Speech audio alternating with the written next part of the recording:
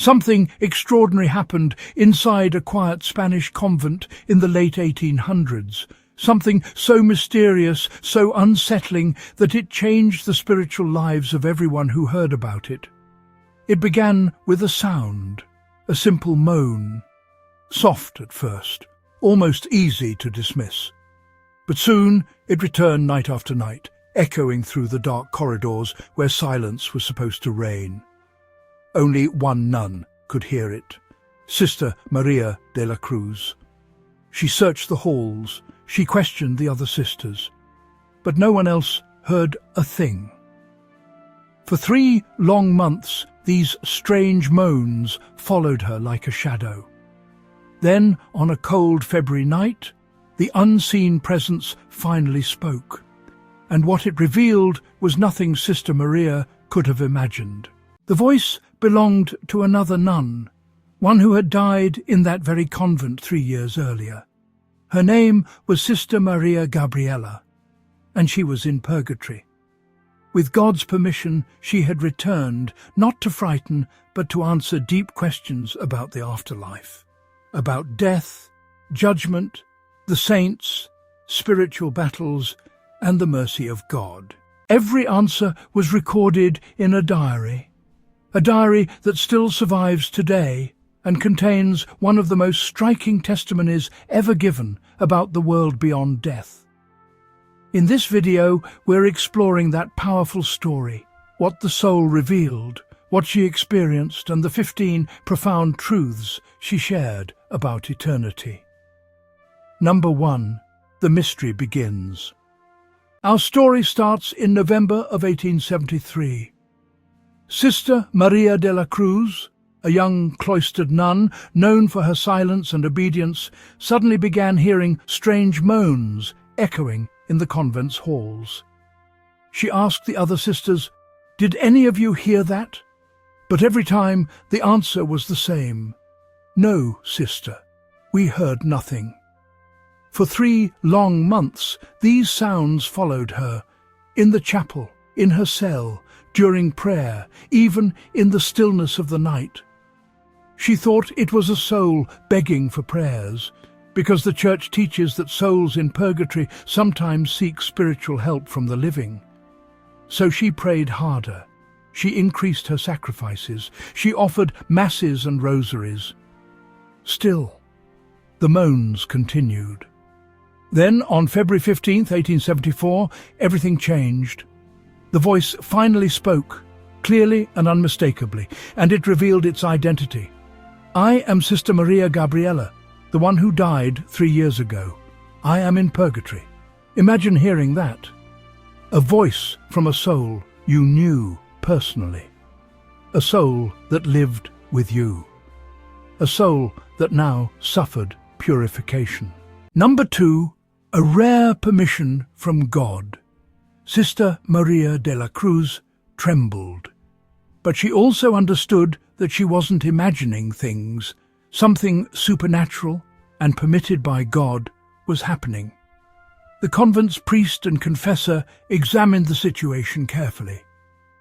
After much prayer, he concluded that this was not deception or hallucination. The soul was real, and her answers were theologically sound. So he made a bold decision. He instructed Sister Maria de la Cruz to ask questions. Very specific questions. Questions about death. Questions about purgatory. Questions about heaven, the saints, the devil, and God's mercy. And everything, every vision, every answer, every detail, was written down word for word in a diary. This diary is what has been passed down to us today. Number 3. Why was she in purgatory? The very first question was simple, but powerful. Why are you in purgatory? Sister Maria Gabriela explained that she had been a nun, yes. But even religious souls can fall into small spiritual mistakes, things that don't condemn them, but still need purification. Little negligences, lack of fervour in prayer, lukewarmness, failing to accept sacrifices joyfully. She wasn't evil, she wasn't living in mortal sin, but she wasn't as holy as God had called her to be. And God, who is perfectly just and perfectly merciful, purifies the soul before it enters heaven. That's what purgatory is. Not punishment, but love preparing the soul for glory. Number 4. The moment of death. Sister de la Cruz asked a question that every human being wonders sooner or later: what happens at the moment of death? The answer was chilling, but deeply enlightening. Maria Gabriela explained that the devil makes a final violent attack on the soul. It's his last chance to drag a soul into hell. It's the moment of greatest spiritual battle. Souls who lived in prayer have strength to resist. Souls who neglected their spiritual life suffer terribly because they have no spiritual muscle. But she also added something comforting. Souls who had devotion to Our Lady, St. Joseph and St. Michael receive extraordinary protection. Mary intercedes. St. Michael fights the enemy, and the soul that clings to God is saved. Number 5. What purgatory is like. Now comes one of the most striking details. Purgatory, she said, has levels, and each soul is placed exactly where it needs to be purified. The Great Purgatory. The most intense purification. Souls suffer deeply, almost like the pains of hell, except they love God, they trust Him, and they accept everything with humility. The second level for venial sins, or forgiven mortal sins that weren't fully repaired. Painful, but less severe. The purgatory of lukewarm. Religious and priests. This one is particularly sobering. Souls who were called to great holiness but lived without zeal. They didn't commit terrible sins. They simply lived with spiritual mediocrity. The purgatory of desire. The threshold of heaven. For souls that are almost pure. No fire, no intense pain, only one suffering. The burning longing for God. And this leads to what she said next. Number 6. The greatest suffering in purgatory. Sister Gabriela emphasized something that touches every heart. The greatest suffering of purgatory is not the fire. It is the distance from God. Imagine knowing God exists, knowing He loves you, knowing heaven is so close, yet you cannot see Him. That longing, she said, is the most intense purification of all. Number 7.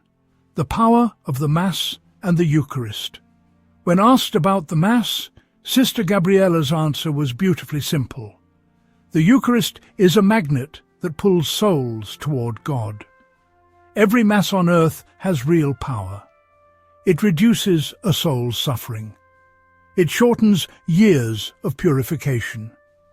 And a Holy Communion offered with love can free souls instantly. But she also warned, many Catholics receive communion without preparation, like routine without love, and this deeply wounds the heart of Jesus. A slow, reverent, grateful communion, however, becomes a fountain of mercy, not only for the one receiving it, but also for countless souls in purgatory. Number 8. Mary, Saint Joseph, and the angels. One of the most beautiful parts of the entire diary is her description of Mary's role.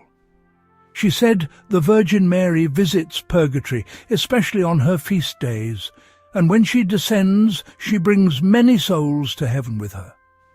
Saint Joseph also visits purgatory, though less frequently, and Saint Michael the Archangel is the one who personally escorts purified souls into paradise.